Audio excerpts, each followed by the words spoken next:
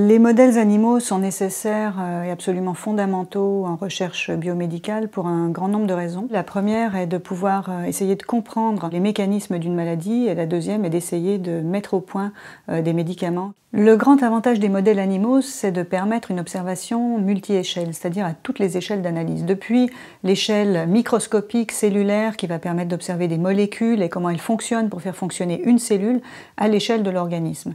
Donc de la population de cellules qui va faire l'organe, et puis de l'individu dans son ensemble. Donc on peut vraiment analyser sur l'animal toutes les échelles d'un processus biologique ou pathologique.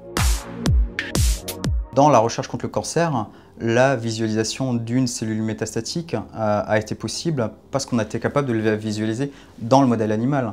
Une cellule métastatique est une cellule qui va circuler d'un organe à un autre organe à distance. Donc il faut un animal entier, vivant, pour comprendre comment cette cellule va pouvoir passer d'une tumeur à un poumon et donc former une métastase. Pour comprendre l'origine de malformations cardiaques, il faut absolument avoir un modèle animal qui permet de véritablement reproduire la complexité de ce processus. Et on ne peut pas reproduire ces phénomènes-là dans des cultures de cellules, par exemple. Quand on fait de la recherche animale, on comprend les choses. Et par exemple, aujourd'hui, on peut remplacer des valves du cœur par ce qu'on appelle le cathétérisme cardiaque. C'est-à-dire qu'on n'opère pas l'enfant, mais on passe par les vaisseaux de sa jambe pour râler dans son cœur et mettre une valve artificielle. En 1997, on commence les expériences chez l'animal.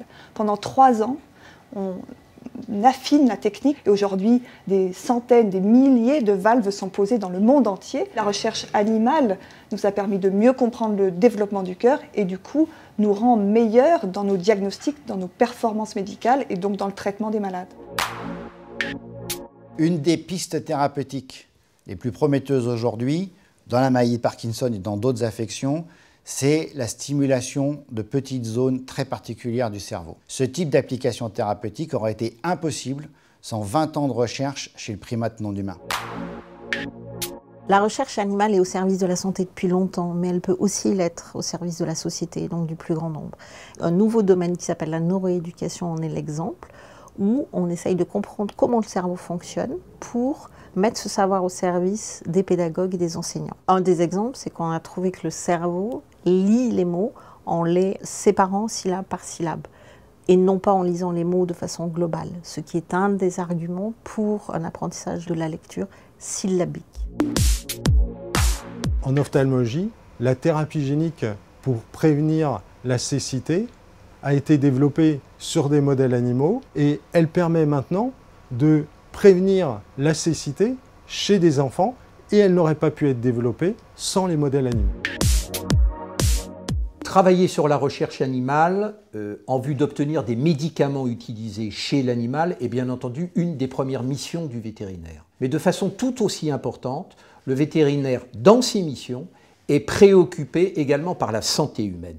C'est-à-dire que tout ce qui peut contribuer à améliorer cette santé chez l'homme par l'intermédiaire de l'animal, et donc qui relève des missions du vétérinaire, est bien entendu quelque chose qui est prioritaire pour nous.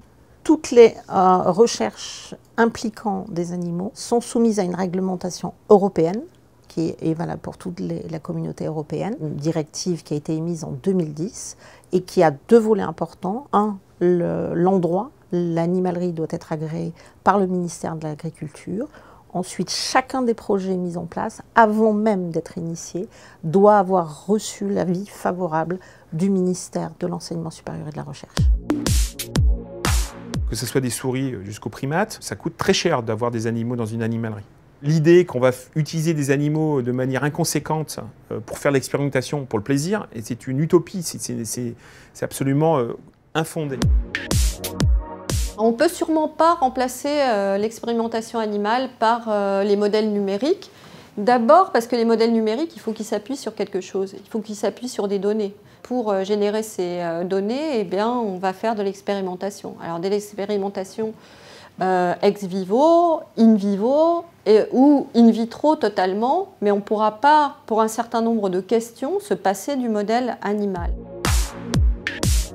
Quand on arrive à un moment de sa recherche à travailler sur le modèle animal, c'est qu'on a déjà passé un certain nombre d'étapes, qui sont des étapes moléculaires, qui peuvent être des étapes au niveau cellulaire. On va sur le modèle animal pour aborder des grandes questions comme l'apprentissage, comment se joue l'apprentissage dans un organisme. Et après, généralement, on revient sur des modèles cellulaires ou des modèles moléculaires.